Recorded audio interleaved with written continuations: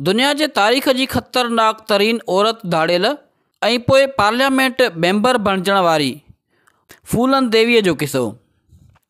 नाज़रीन, फूलन देवी उर्फ़ बिंदत क्वीन 10 अगस्त 1963 इंडिया जे मलाह घराणे में पैदा थी। ख़तरनाक धाड़ियल ऐं पोइ पार्लियामेंटरीन हुई। 80 वारे ॾहाके में भारत सरकार जे मथे जो सूर ऐं पिणु दहशत जी अलामत बणियल रही।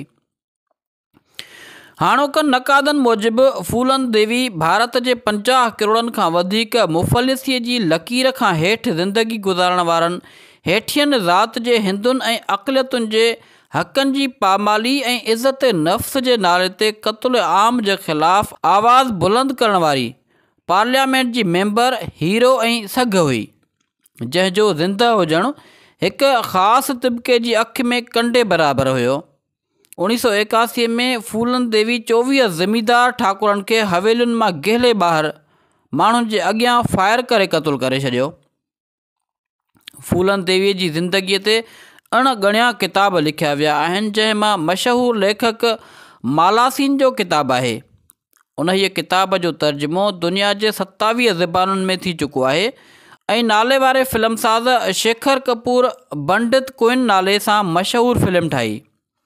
फूलन देवी पाण बि हिकु मुंहिंजी ज़िंदगी जे नाले सां किताबु लिखियो, जंहिंखे फ्रांसीसी लेखका भारती तर्जुमेकार जी मदद सां तहरीर कयो वियो, जंहिंजूं सॼी दुनिया में 7 लखनि खां वधीक कापियूं विकिरो थी चुकियूं आहिनि। फूलन देवीअ जो चवणु हुयो त हूअ सिर्फ़ु ग़रीब लाचार माण्हुनि ते ज़ुल्म कंदड़ ऐं खेनि लुटींदड़नि खे पंहिंजो निशानो बणाईंदी हुई, जेके ग़रीबनि जे नियाणियुनि खे खणी वेंदा हुआ ऐं हेठियुनि ज़ातनि वारनि खे अछूत सम्झंदा हुआ। फूलन देवीअ जी जदोजहद खां मुतासिर थी अमरीकी लेखक फूलन देवीअ खे भारत जी रॉबिन हुड जो लक़ब ॾिनो। फूलन देवी पुलिस ऐं सरकारी मशीनरी खे उन हद ताईं हीणो कयो जो भारत जे उन वक़्त जी वज़ीर आज़म इंदिरा गांधी मजबूर थी इंतिज़ामिया खे अख़्तियार ॾिनो त अगरि फूलन देवीअ खे गिरफ़्तार नथा करे सघनि त हू साणस का डील कनि। फूलन देवी 1983 में पंहिंजो पाण खे पुलिस जे हवाले करे छॾियो ऐं हूअ 1994 ताईं जेल में रही ऐं पोइ लोकसभा जी इलेक्शन में हिसो वरितो, जंहिं में हूअ कामयाबु थी ऐं लोकसभा जी रुकिनियत हासिलु कयईं। 1998 में खेसि इलेक्शन में शिकस्त मिली, पर हिकु साल जे वक़फ़े खां पोइ वरी हूअ पार्लियामेंट जी रुकन बणिजी वई।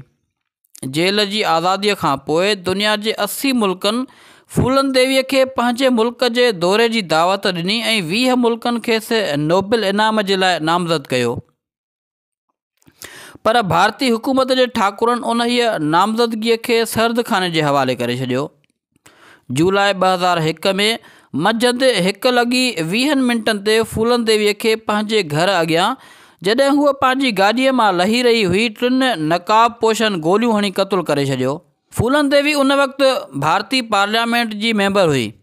खेसि क़त्ल कंदड़ जवाबदार शमशेर सिंह कुझु ॾींहंनि खां पोइ दिल्लीअ मां गिरफ़्तार कयो वियो। पुलिस चवाणी त जवाबदारनि पंहिंजो इक़रार जुर्म कयो। शमशेर सिंह जो चवणु हुयो त उन फूलन देवीअ जे हथां 1981 में वैलेंटाइन डे जे मौक़े ते क़त्ल थियल आला ज़ात जे 22 माण्हुनि जी हलाकत जो बदिलो वरितो। फूलन देवी जो उन क़त्लेआम जे हवाले सां चवणु हुयो त आला ज़ात जे हिंदुअनि खां पाण सां थियल इज्तिमाही ज़्यादतियुनि जो बदिलो वरितो हुयो।